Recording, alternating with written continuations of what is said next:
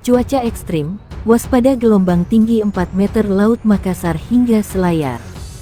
Badan Meteorologi, Klimatologi, dan Geofisika BMKG Wilayah 4 Makassar mengeluarkan peringatan dini gelombang tinggi di perairan Sulawesi Selatan Sulsel.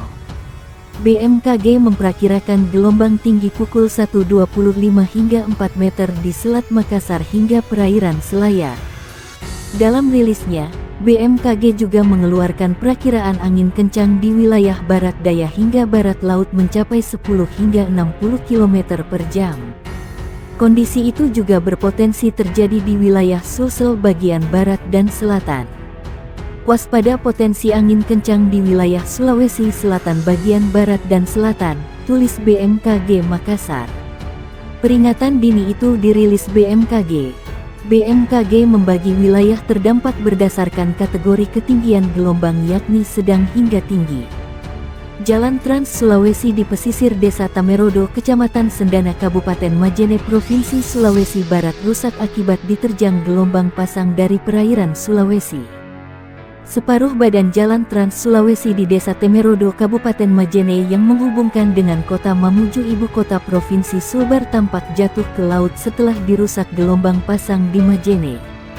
Jalan tersebut mengalami abrasi sehingga jalan tersebut tidak bisa dilalui kendaraan secara berpapasan, dan jalan itu hanya bisa dilalui satu jalur untuk kendaraan yang melintas. Masyarakat diminta berhati-hati melintasi jalan tersebut, meskipun telah diberikan tanda bahwa separuh badan jalan tersebut mengalami longsor setelah gelombang pasang terus melanda pesisir Majene. Ia mengatakan, untuk melalui jalur itu diberlakukan antrian sehingga kondisi tersebut cukup menghambat perjalanan dari Majene menuju kota Mamuju. Apalagi, kata dia, sejumlah daerah lainnya di jalur Trans Sulawesi Majene menuju juga mengalami kerusakan yakni di jalur Trans Sulawesi Kelurahan Rangas Kecamatan Banggae Kabupaten Majene. Ia meminta pemerintah segera memperbaiki jalan tersebut agar dapat kembali dilalui masyarakat pengguna jalan dengan lancar.